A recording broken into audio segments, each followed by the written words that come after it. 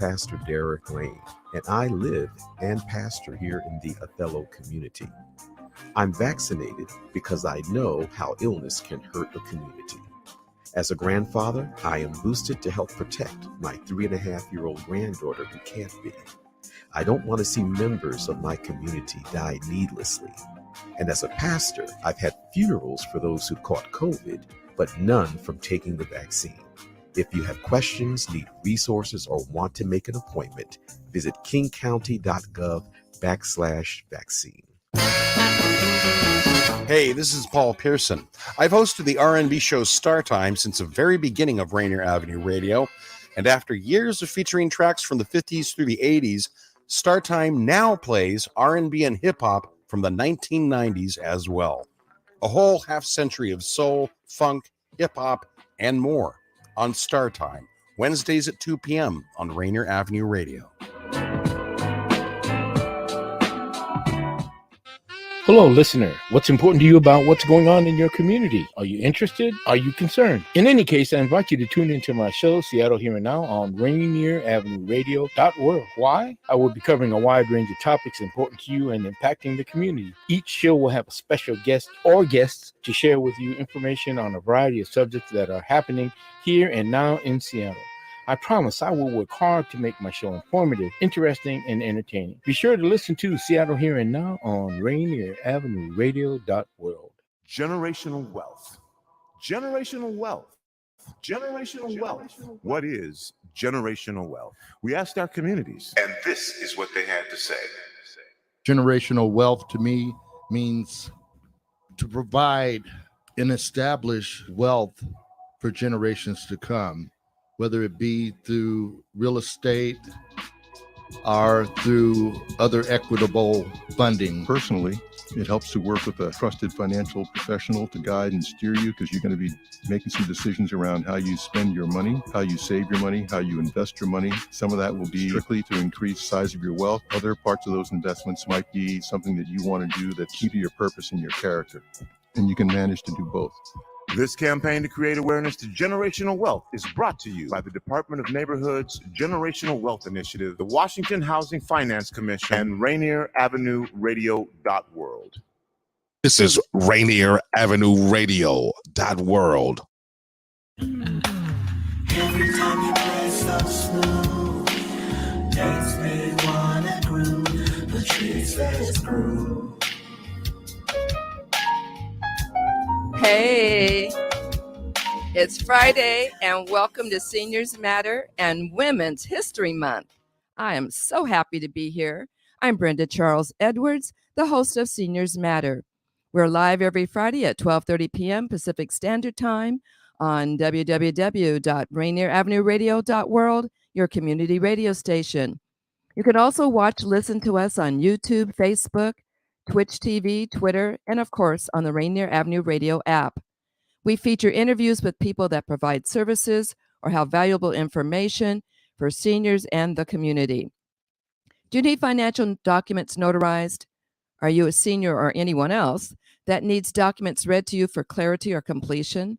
Call me, Brenda, at Black Orchid Notary, 206-683-2636. Tell me where, I'll meet you there.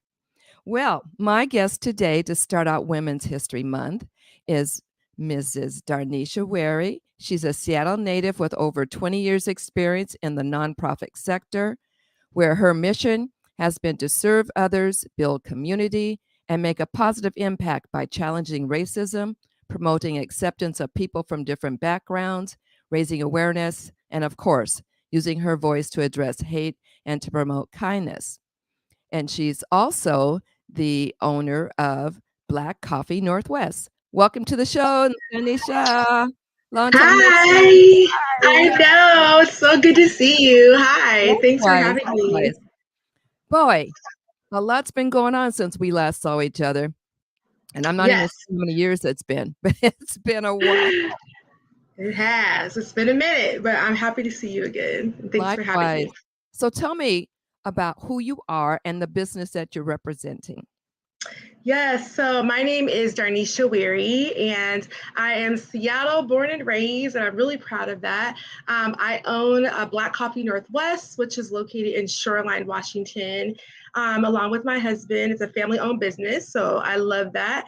And I also am the president and CEO of Black Coffee Northwest Grounded, which is our nonprofit youth development space, which is also here in Shoreline, Washington. And I own and started Northside Step Team, which is a award-winning step team out of the area. And also I have my own equity consulting firm called Let's Do Work. So yes, very busy, but very, very, very happy and fulfilled. So, wow. Yes. Yes. So how long have you had the coffee business? So we are in our third year. So we made it past the first 2 years. Everyone said, that's for the pivotal time. So Yes. we're in year 3 of our coffee business. Right. Yes. All right. Well, I've heard a lot about it. In fact, one day my husband and I were going to go there, but then I said, let me check the website. And it was closed on Sundays. So because we had attended church up in the North End. And so I said, well, let's stop by the coffee shop. But we'll catch you. We'll catch you. Yes. And it's so funny how small Seattle is. And I recently found out that I know someone closely related to you. Yes, you do. Yes, you do. Bowman. Yes, you do. And I was like, say, what? Which is so great. Like you said, it's such a small world in Seattle. But that's the part that I love so much, because we always are able to like come back and connect with each other or see each other again. And it's never like any time lost. We just jump right back in. And I'm so thankful for my bonus mom, Deborah, and my dad. Like, they've been such great supporters in making sure that we're successful. And they will come at any given moment. I get to call and cry to my daddy whenever I need to, but I count that as a blessing, because I know that everybody doesn't have that. And so I'm very blessed by that support system. Very, very blessed. And then speaking about small, I'm going to throw this in real quick. I discovered the other day that I met a cousin that I didn't know existed. And so we're going to be getting together later and going through this family tree. It's like small world, just not even being Seattle. It's just a small world, period. It is. Yes. It is. So when have you felt the happiest and proudest in your work? I have felt the happiest and proudest in my work is when I'm serving others, and when I'm doing whatever I'm doing for the benefit of someone else. And that's just always who I am. I know that that's my calling in life, is just to serve others and to show up and echo someone's voice in spaces where they're not being heard, advocate on behalf of someone, or simply just to be there and show support. So that's when I feel happiest. And I'm so thankful even for you. We met back in the day. Like, I was just a person that loved to host, but just love to bring people together. And I have a deep love for drill team. I grew up in drill team. I marched in Dangerettes. I marched with Sweet Mahogany. And my grandfather was over the Renaissance drill team. So it goes really deep in my family history. And I think I probably just emailed you, was like, I want to coordinate like a drill team portion of the festival, and you said yes, right? And so like, I appreciate that, because that's a part of my journey and my my confidence in being able to do what I love to do, is that people said yes, and you were one of them. So thank you for that. Like, I feel happy also in those times when people do believe in you, and you probably never even knew who I was, but you're like, come on down. So like, that's what's needed, and so I appreciate that. And you guys are really good. And of course, we had you every year. So it was like, it was like, this is our mainstay. Yes. We're having them. So, yes. But that was, everybody agreed that, you guys are great. So we just love having the kids. Thank you. Yes. Sure. So beyond surviving to thriving, what do you do and how do you encourage others to do when caring for themselves and their community? And I'm assuming when they say caring for themselves, you're meaning self-care, right? I am. I'm learning more and more how important that is. And I'm trying to put that in my schedule. Yes, I would say, I used to do I'm an entrepreneur at heart. Like I love running my own business and helping others do the same. And I used to do it kind of out of like survival mode because, not having much and just trying to like make ends meet. And so that's one way to build, right? And then you have to switch. You really have to do like a mind frame switch until like the thriving part of it. And what that means is that I am taking care of myself and I am selfish with my time. And I had to learn how to say no. And that was really hard. Like I heard people say it's really hard, but when you're in that, like actively, it's very, very hard to say no. But what I have learned is if I'm not taking care of myself, I can't take care of anyone else. Absolutely. I agree with 100% on that.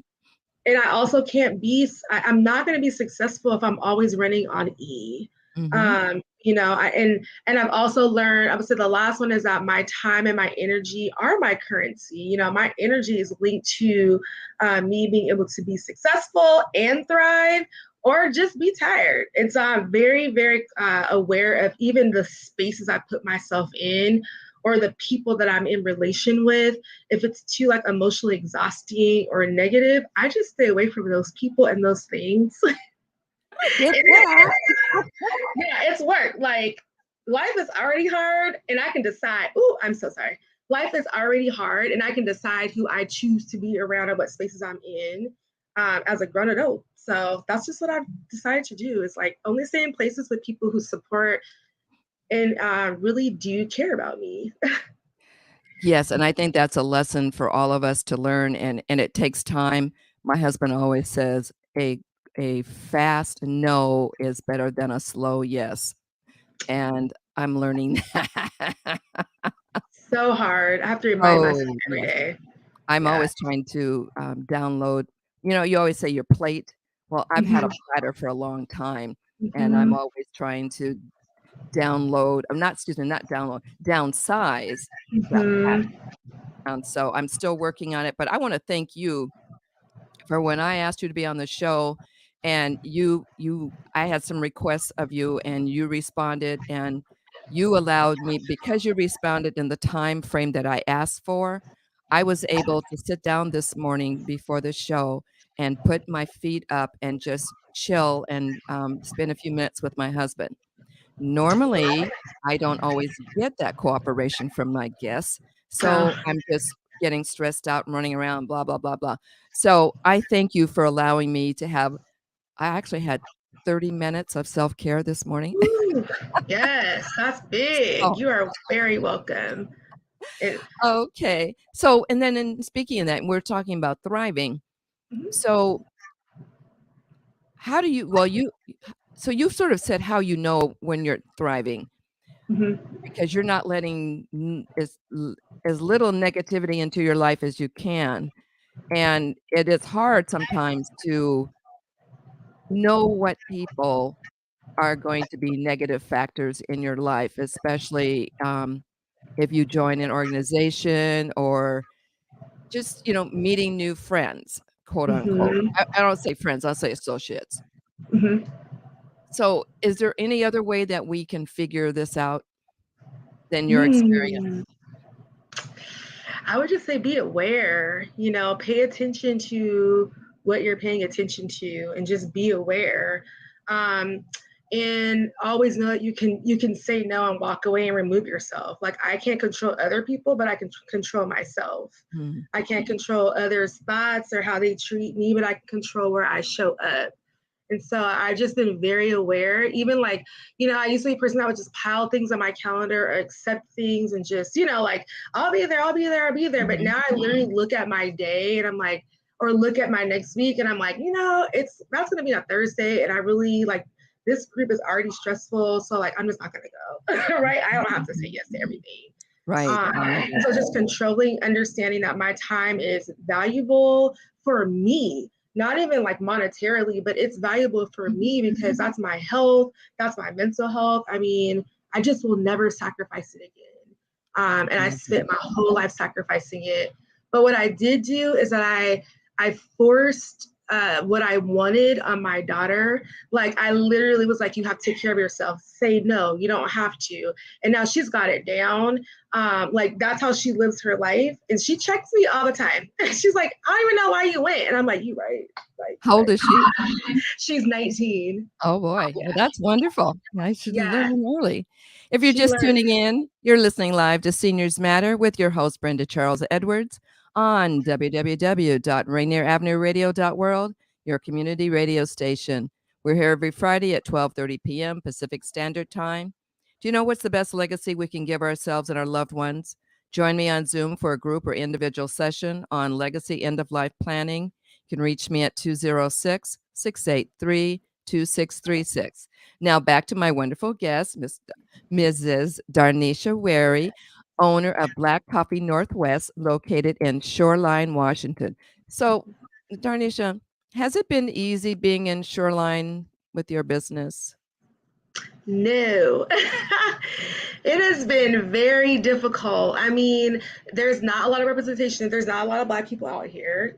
It's not a diverse area, and we knew that. And we were intentional about where we put our business because I grew up out here, not by my choice, but I grew up out here, and there's more kids and youth that are out here, and they just need a place to go and be seen and heard and celebrated. And so, everyone was fine with the name at first. They're like, oh, Black Coffee Northwest.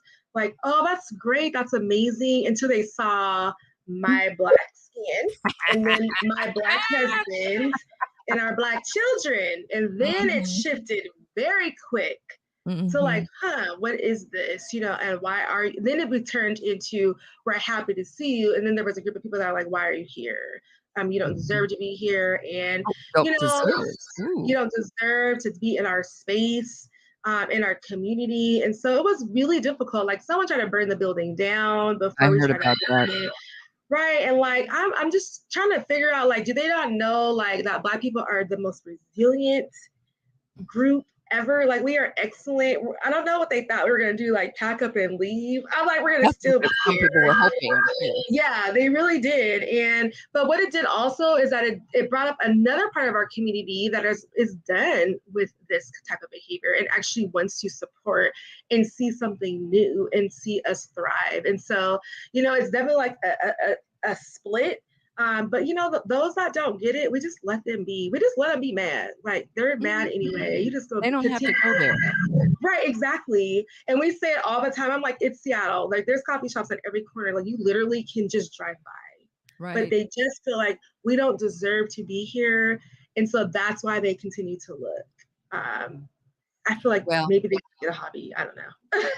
God's got your back, and Yes. just keep doing what you're doing.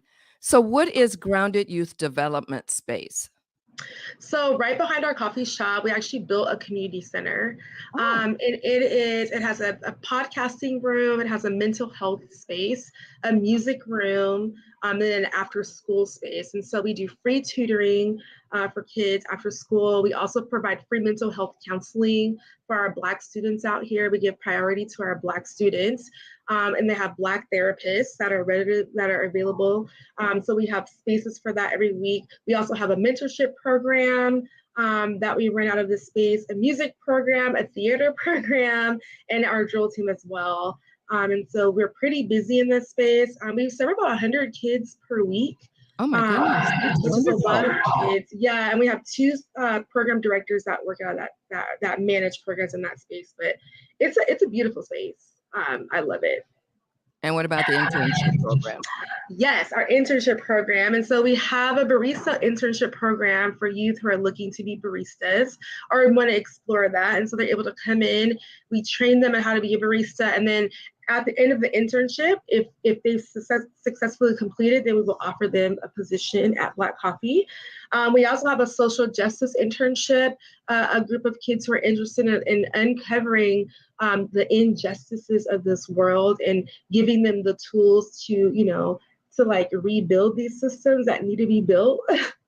And pairing them also, there's a lot of career exploration as well. And so we pair them up with like industry professionals and, again, like these are kids that may not ever have seen anyone that looks like them in a position of power or in positions of importance. And so like they're able to meet with like Black doctors, Black farmers, therapists, industry.